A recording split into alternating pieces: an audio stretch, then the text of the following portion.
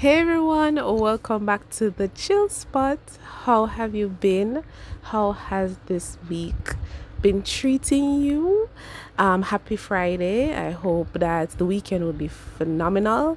And today I'm just going to be talking about some little steps that I took so that I could be able to have a fitness journey, and also I'm able to lose the weight that I've lost and just to feel more energetic and to feel like I am actually going somewhere health wise.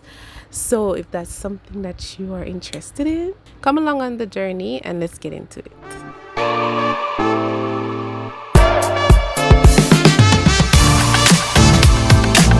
All right, so welcome back. Welcome back. So, I'm going to start off with 5 actionable steps that I took to be able to start my fitness journey, and I hope it will be of some edification to you, some knowledge, some encouragement to you. So the first step is to start to track what I'm eating. Now, let me tell you something. I don't know much about calories. I can ask my trainer about that, but I don't know much about calories.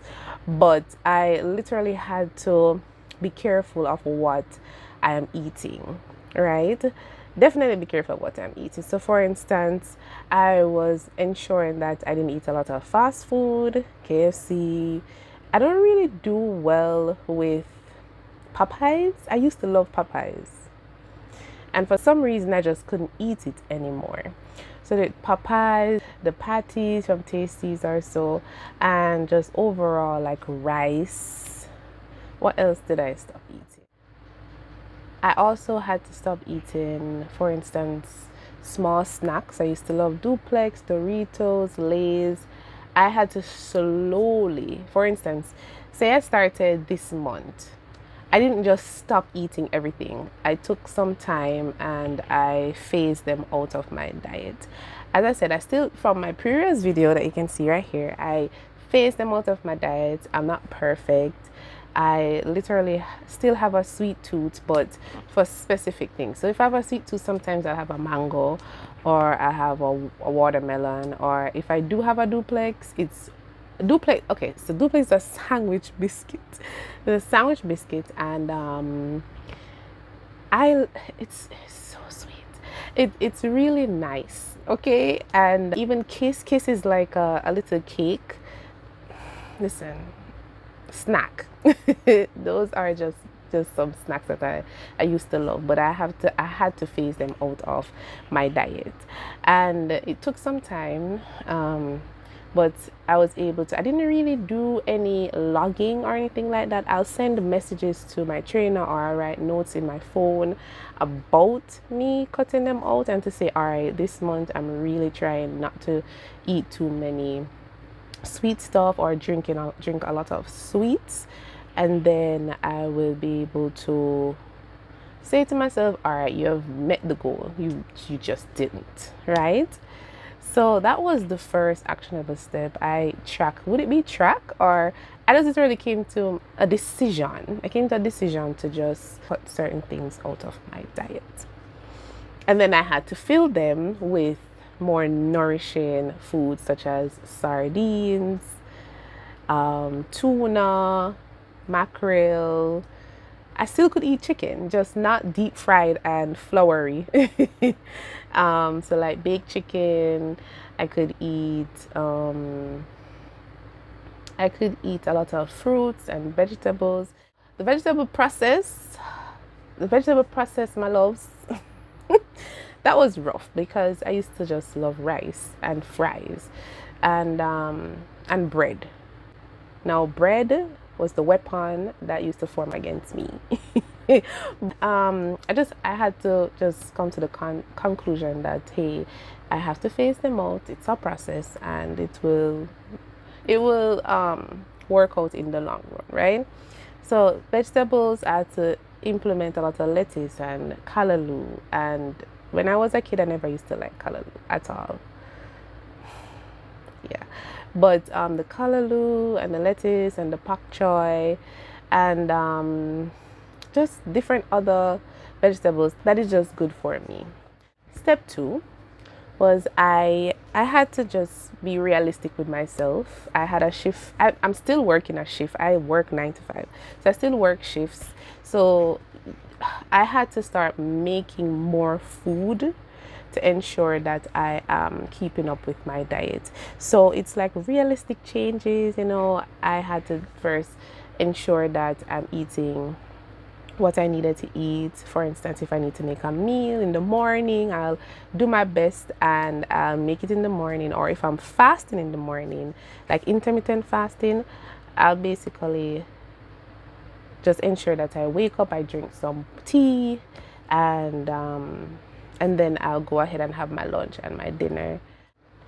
Right. So also my step two, it ties into part one where I did have to cut the sugar. So those are small realistic steps. I woke up earlier to go walk the hill that I spoke about in my previous video. I I had to ensure that I prep myself from the day before. For instance, if I need to ensure that I have my clothes for the walk, if I have a healthy snack for the day, and to know that, all right, if I'm working a shift, I have food because I don't want to be hungry. We still need to eat some food. So, yes, so that was a few of the realistic steps. Plus, I had to come to my senses. I had to tell myself, Gail, this is something you have to do for you. And that's actually a big step in a small way.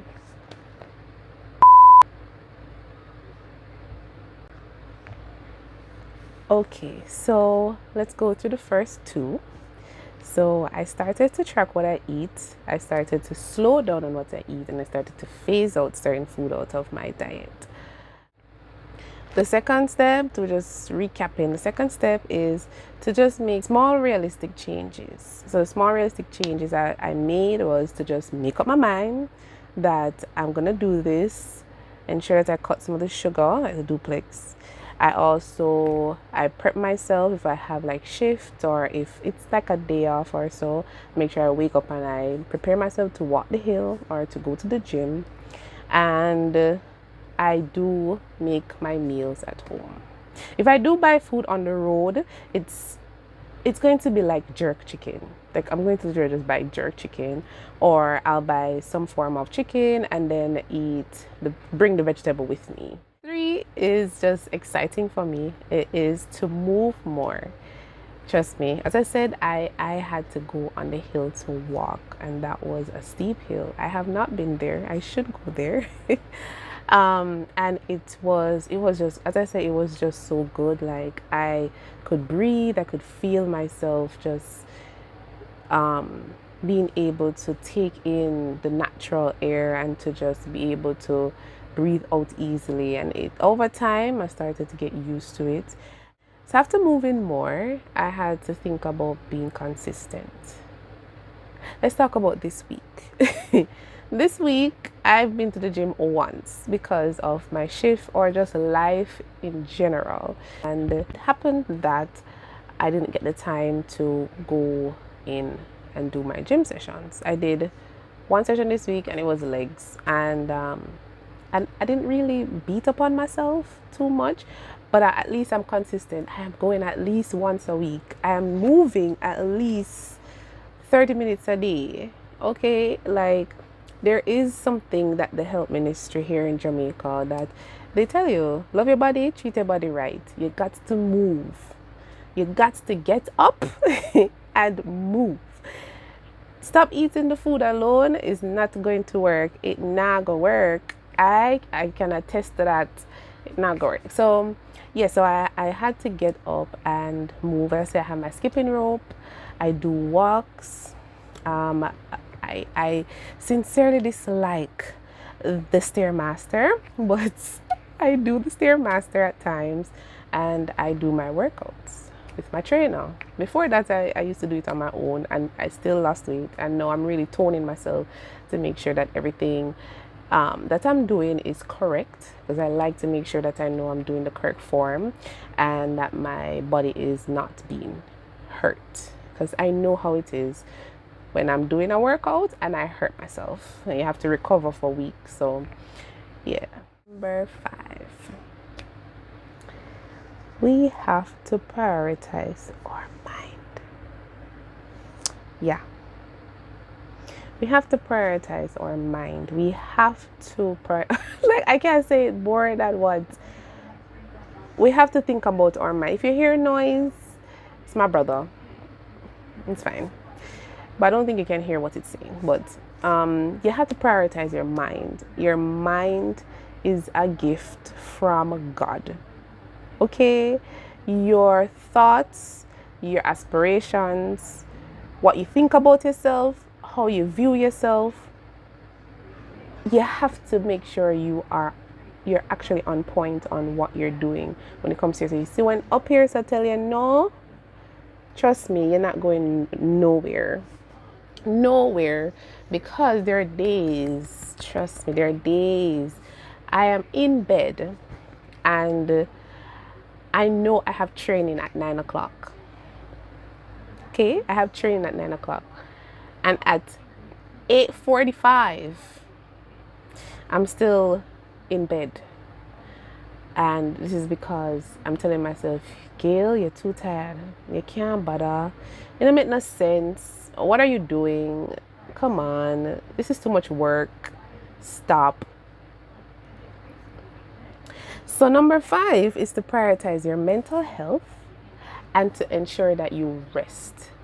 So me telling myself that I shouldn't get up out of this bed and go do some workouts wasn't the best idea for me. Not that you should push yourself to the limit or force yourself to do anything, but I try to ensure that I tell myself, all right, Gail, even when I'm doing it like frustrated, I'm like, oh, I'm gonna have to go now. But at least while I'm doing that, I'm putting on my tights, I'm putting on my bra, I'm putting on my blouse, I'm packing my bag, even with all that, can't. And I'm texting my trainer like, I don't know I don't know if I'm coming, like, so your mental health is really important. And to be honest, sometimes we may need a little bit of therapy. Even if it's a friend, a licensed therapist, a pastor, a trainer, somebody who can encourage us to remember that our health is important and that we are in charge of our health, and we can pray. We can ask the Lord to just guide us to the next step, because trust me, that's what I did. I had to ask God, this is a lot. You saw me crying, you see me going through so much when it comes to my health. What's next? And it's just like, get up and go. Get up and go and try. Fail, try again, fail. That's what I went through. It's number 5. And also to rest. I can be honest, right now, I do have dark spots under my eyes. That's the power of the concealer. But that's mainly because I do night shifts. And sometimes when you're doing night shifts, you don't really fully sleep. And when you're doing night shifts every week, you don't really fully sleep. Resting, and sometimes we think rest is to sleep, but rest is also if you have to go to a park and just do a little picnic and lay and just watch nature. If you have to go to the beach, if you have to go to the river, because most of my friends they love the river. I'm a beach girl, but that's a part of resting. Finally, I just want to go through all 5. So the first one is that I track what I eat.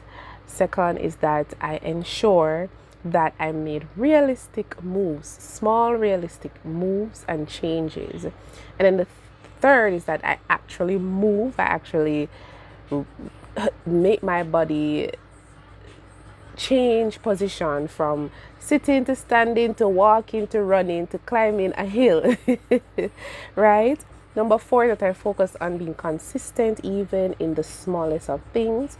And 5, I ensure that I am able to prioritize my mental health because your mind is very important. I had the opportunity of having people who are very motivational around me and encouraging. And my trainer is also very encouraging. Him always tells me, so when if you get up out of my bed, so he tells me that I should ensure that I come to the gym. And I try my best. Even when you don't want to, try. I want to also leave this with you that I have it here on my handy dandy notebook. It's my phone. I want to I want to leave something with you that I think is profound.